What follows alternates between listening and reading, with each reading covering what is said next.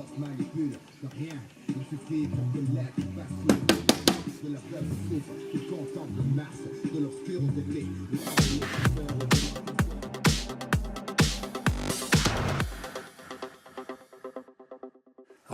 Deuxième phase majeure, équiper l'intérieur de l'avion. Alors j'ai déjà préparé une bonne partie de l'électronique. Contrôleur de vol qui est une Nanotech F411 Wing, émetteur vidéo, le GPS, le fil qui va à la caméra, le récepteur ELRS, Express LRS, et à l'intérieur de l'avion j'ai déjà collé la caméra qui est une Runcam hybride. Comme je vais mettre le récepteur à l'arrière, je vais mettre l'antenne vidéo à l'avant, ça évitera les interférences, et je pense que je vais le mettre comme ça dessous. L'émetteur vidéo sera le long comme ça là,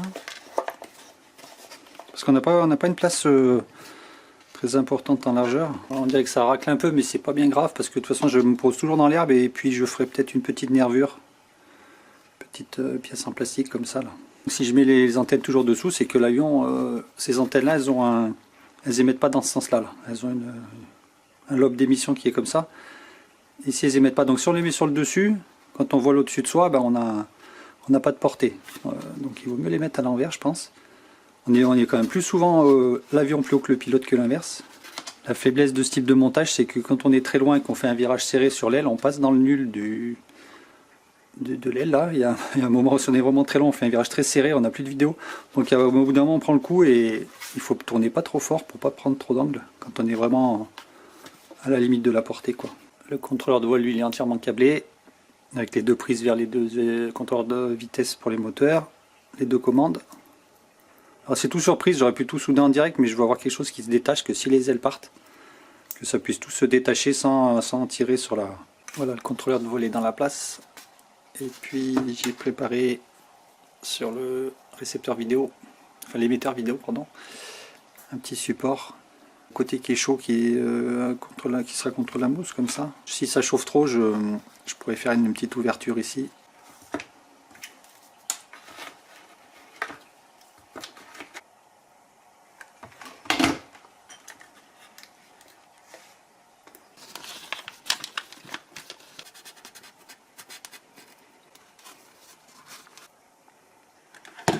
Petit détail sur le récepteur, c'est un...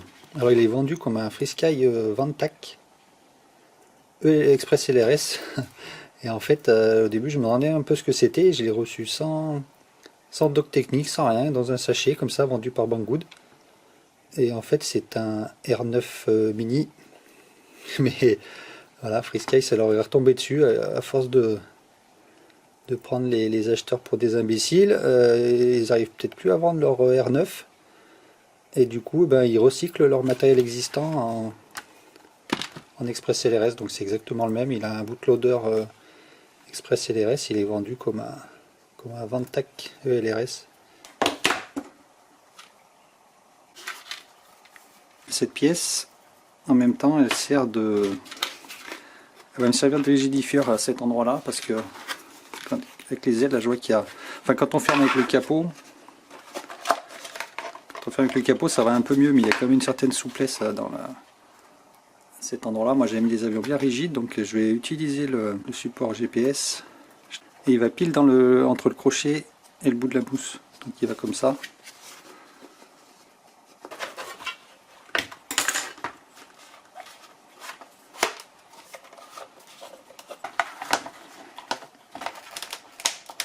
Là, au niveau des fils, c'est un peu le carreau là quand même. 1 moteur gauche, 2 moteur droit, 3 profondeur, 4, 5.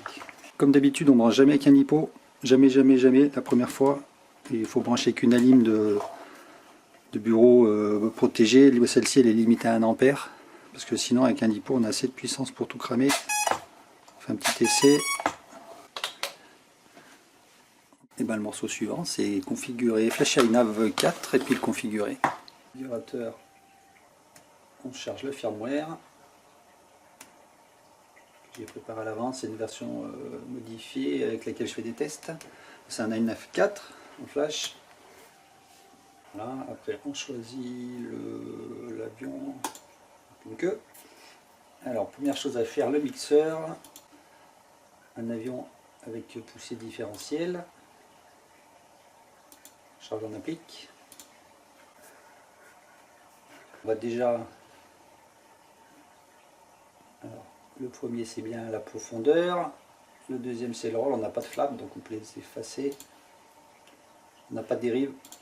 Le sortie numéro 2 c'est la profondeur, numéro 3 c'est l'aileron gauche et le 4 l'aileron droit. Là, il y a un décalage dans les numéros, là ça fait 2, 3, 4 et là c'est 3, 4, 5, c'est pas grave. Et le différentiel il est déjà pré-réglé avec une valeur bien pourrie. Je vais mettre beaucoup moins, je vais mettre 0,1. Donc le différentiel moteur c'est que quand je vais faire la dérive, ça fait accélérer un moteur ou l'autre pour faire pivoter l'avion sur cet axe.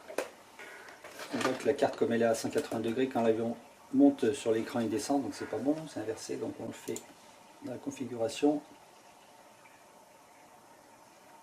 Ici on met 180 degrés, on en profite pour mettre en marche le GPS, je donne un petit nom. Alors le moteur stop activé, CPU on le veut, la télémétrie on la veut. Pas de LED sur cet avion, pas d'entrée analogique. OSD on le veut, l'air mode toujours activé, ça je le veux pas. Le trim continu je le veux pas non plus, on pourrait l'activer, ça marche pas trop mal, mais moi je préfère le laisser s'activer. Donc là on peut vérifier quand on monte l'avion, il monte, gauche, droite, ça marche bien. Après on va le calibrer. Alors là l'avion il est à plat.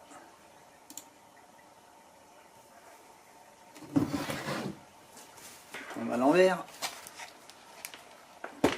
Alors sur approximatif, hein, on n'a pas besoin de viser le degré de précision. Ensuite c'est côté droit en bas, et comme l'avion, la carte est à l'envers, en fait on oriente la carte, on n'oriente pas l'avion, donc au lieu de mettre le côté droit en bas, je vais mettre le côté gauche.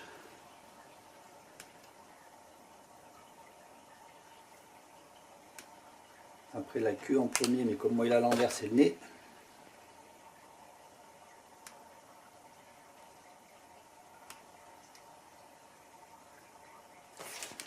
Côté droit. On n'a pas besoin d'être super précis au niveau de l'angle, mais il faut éviter de bouger trop quand même. Et enfin le nez d'abord, donc c'est la queue d'abord.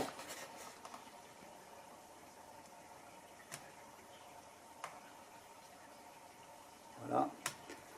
C'est fait, on sauvegarde. Alors l'UART 1 c'est le récepteur, c'est ça. L'UART 2 c'est le GPS, donc capteur mais GPS. Les vitesses on les laisse telles quelles, il n'y a rien du tout sur le soft serial. On autorise la mise en marche des moteurs et des cerveaux. Protocole cerveau on est standard. Les ESC on va mettre rien du tout parce que c'est des BLLI. Les cerveaux on laisse 50.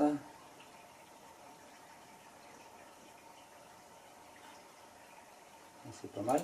On va vérifier que le GPS est actif et je crois que ça c'est pareil. Il faut cocher GPS après avoir mis le port en fait. Pour tester que le GPS marche, on va mettre le jeu. Donc il s'allume ici, on voit qu'il passe en bleu et on peut aller dans l'onglet GPS. Ici on voit qu'il communique à 5 Hz, il y a bien des messages qui passent, donc c'est bon. Ensuite on règle les récepteurs, c'est un récepteur série, mais comme c'est un Express LRS, le protocole c'est du Crossfire. On met off et off. On peut mettre un peu moins, 5 c'est un peu extrême. Bon, moi je mets beaucoup moins, je mets 10. Sauvegarde. Voilà, donc on a bien le lien. On a déjà la tension. J'avais réglé la télémétrie déjà avant. On a bien la tension d'alimentation, qualité du lien, puissance. Et donc dans la page récepteur, on a déjà tous nos sticks. Alors on a le roll, gaz, l'eau, profondeur. On a les 4 switches principaux, armés, désarmés, mode de vol, RTH post hold. Je vais débrancher et je vais mettre les palonniers. Parce que j'avais pas mis les palonniers là. C'était pour être sûr d'avoir les cerveaux bien centrés à 1500.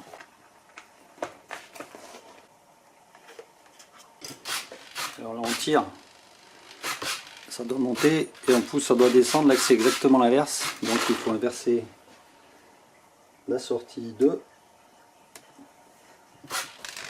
Voilà, maintenant quand on tire l'avion monte, on pousse, il descend. Les ailerons, on va à droite, et c'est pas bon là, quand on va à droite, l'aileron étant comme ça, l'avion va monter, donc il faut inverser les deux. Les deux sont à l'envers, donc on inverse aussi le cerveau 3, le cerveau 4, on sauvegarde.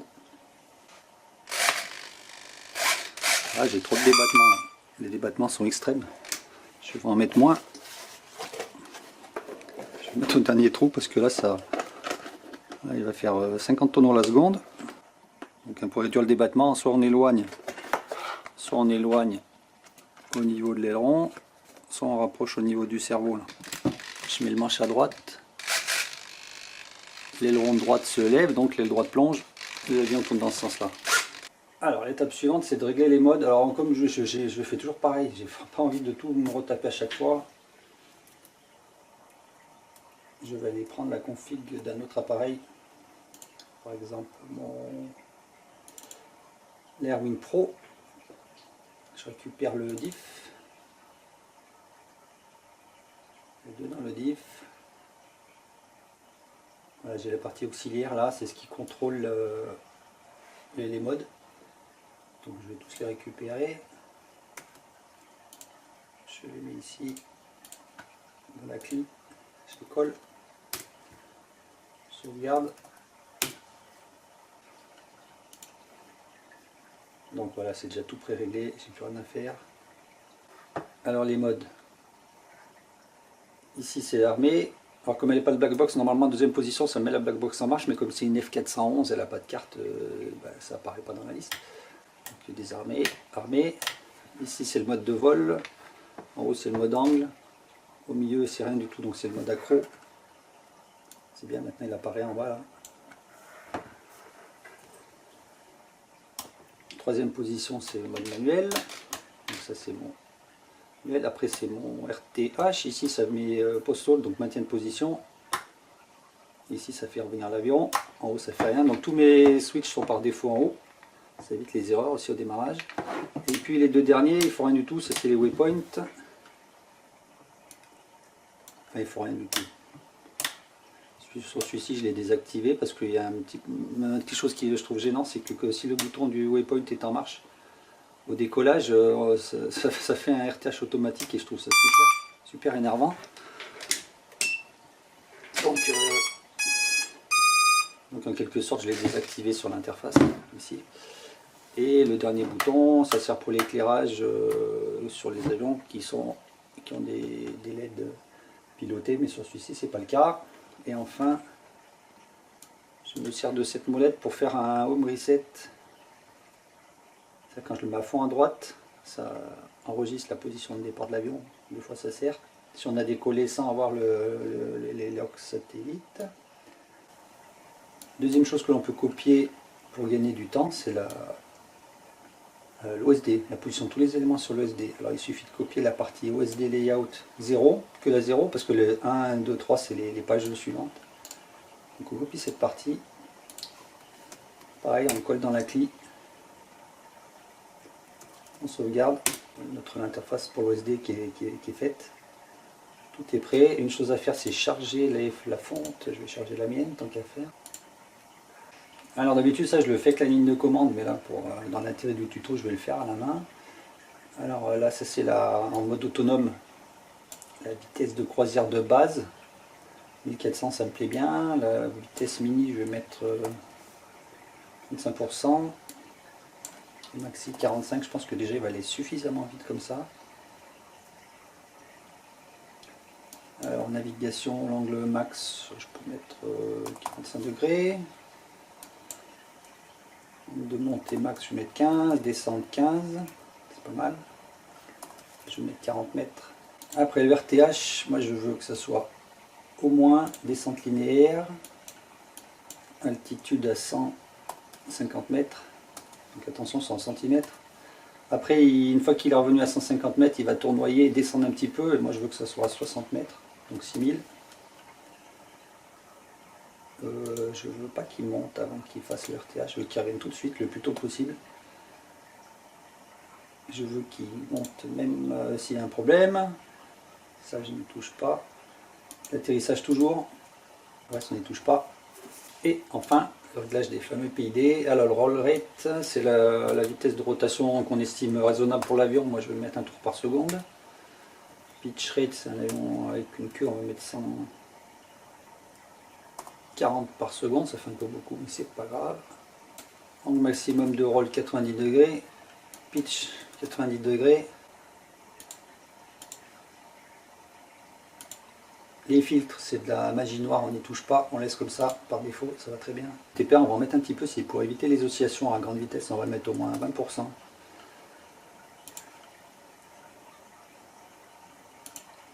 Et les PID, je vais les régler à la main au pif, parce que moi je ne me sers pas de l'autotune, ni l'autotrim, je déteste ça, donc je vais mettre les valeurs que moi j'estime correctes, donc je vais mettre à peu près 40 pour l'FF. Pareil pour le pitch. Je vais mettre 8. Je vais mettre pas mal, je vais mettre au moins 12. Je mets pareil, je mets symétrique, c'est pas le. C'est peut-être pas très conventionnel, mais j'adapte en fait au niveau des rates. En fait. Le fait que les rates soient 360 et de, allez, disons 120 ici, ça me fait un rapport de 1 pour 3 entre les corrections et ça marche pas mal. Alors le P maintenant il faut en mettre très peu. Je sais même pas, je mets 2 ou 0, mais je vais mettre, allez, on va mettre 2. C'est histoire de mettre une valeur, mais je pense qu'il faudrait mettre 0 même. Et la remise à plat, je vais laisser 20. Le reste on n'y touche pas. Sauvegarder ma configuration, je la mets dans le T1, c'est le diff. On fait un dump. Je le sauvegarde dans 2 fichiers.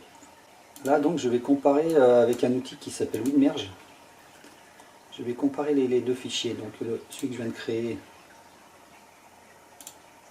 le dump du T1, et je vais comparer avec mon Air Wing Pro qui marche très bien, qui a été configuré récemment avec INAV 4.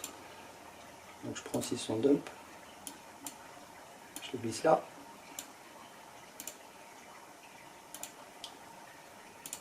Et on va comparer les deux. Alors à gauche c'est donc mon autre avion, et celui-ci à droite c'est le T1 Ranger, le nouveau.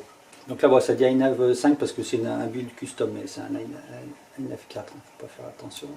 Alors, que celui de l'ancien, il a les lumières en plus, c'est normal, la black box en plus, c'est normal. Celui-ci est un INAV 411, il n'a pas assez de fonctions. Que les ports série soient différents, c'est normal. À gauche, il a des LED, à droite, il n'en a pas, c'est normal aussi.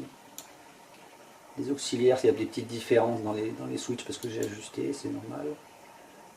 Des petites différences dans l'OSD. Ça je ne sais pas, je vais le laisser tel quel. On s'en fout. Ah oui, ça je le mets toujours. C'est un délai d'1 seconde. Quand je désarme l'avion, je fais ça. Quand je suis armé, que je suis à désarmer, pendant 1 seconde il ne se passe rien. Et si j'ai une erreur, j'ai 1 seconde pour revenir vite en arrière si je m'aperçois que je me suis trompé. C'est super utile pour éviter les désarmes accidentelles. Ouais, ça, je vais le laisser sur automatique. Il faudra que je le corrige aussi sur la Air Pro 5, c'est un peu élevé.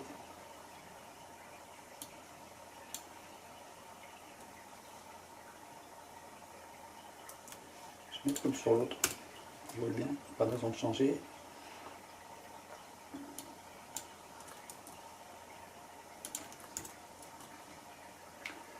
Là, Extra Arming Safety, je le mets toujours sur off, ça permet d'armer sans GPS. Pour diverses raisons, ça peut être utile. Sachant qu'on peut forcer, si jamais on n'a pas mis cette option, on peut, en cliquant 10 fois dessus, on peut forcer l'armement. Les alarmes RSSI, je vais les copier-coller aussi. Ça évitera que ça clignote pour rien. Les alarmes pour les forces, pareil, ça ne m'intéresse pas, je les mets à 0. Le type de crosshair, c'est le 7 que j'utilise. Angle négatif de la caméra, ça va bien être moins 4 degrés. Le radar, il n'en a pas, donc ça ne sera pas utile. Ça, on va le laisser sur off, c'est pour pas afficher sa position sur les DVR. Le nom, il est différent.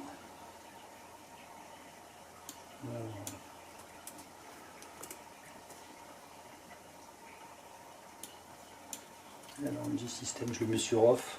Je me dis si ça gagne quelque chose. Et des valeurs, je vais laisser les défauts qui ont été réglés comme ça. Je vais faire confiance aux développeurs. Une fois qu'on a fini de coller ce qui nous intéressait, on sauvegarde. Dernière vérification, toujours vérifier que la charge de processeur soit faible, en dessous de 20-25%, ce serait signe qu'il y a quelque chose qui ne va pas. Que l'avion bouge dans le bon sens, descente, montée, gauche, droite. Que les cerveaux bougent bien en mode manuel, droite, gauche, descente, montée. Là il vaut mieux faire la vérification 3 fois, hein, en mode angle. Que la correction se fait dans le bon sens, c'est-à-dire si je mets l'avion comme ça, que je le fais tourner à droite, l'aileron doit descendre pour essayer de corriger, pour essayer de remonter. Donc ça veut dire que ça corrige dans le bon sens. Si je tourne à gauche, l'aileron monte pour essayer de faire descendre l'aile. Pareil pour la queue, si on fait piquer l'avion, la commande doit monter pour faire descendre. Si je fais lever l'avion, la commande descend pour essayer de le remettre à plat. Et enfin, il nous faut mettre les moteurs, vérifier que les moteurs soient dans le bon sens. Moi j'ai choisi de les faire tourner comme ça, vers l'intérieur. Donc là par contre je vais devoir le brancher sur un vrai lipo. Parce que mon alim elle n'autorisera pas 1 ampère, elle ne laissera pas les moteurs tourner. Alors pour la sécurité aussi, il vaut mieux brancher un tout petit peu, hein, quand on fait sur l'établi. On met juste le bout de la prise. En cas de problème, si il y a des moteurs emballement, court-circuit, tac, on tire un petit coup sec, il y a tout qui part. Donc on arme.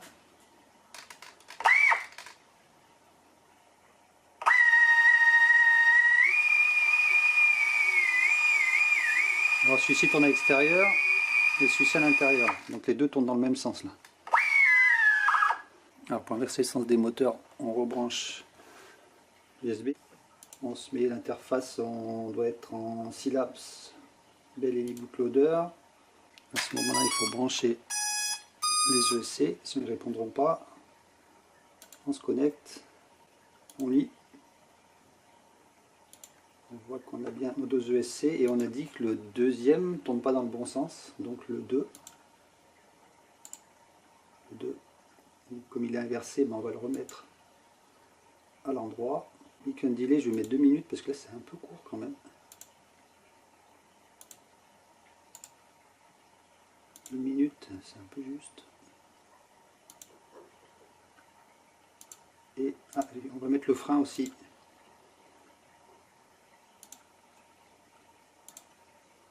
Pour pas que les hélices tournent quand on coupe les gaz.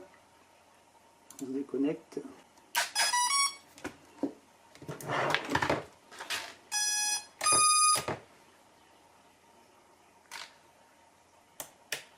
Il fait pas bip bip mon machin. Ah, j'ai oublié de mettre le buzzer. Voilà, celui-ci tourne à l'intérieur et celui-ci aussi.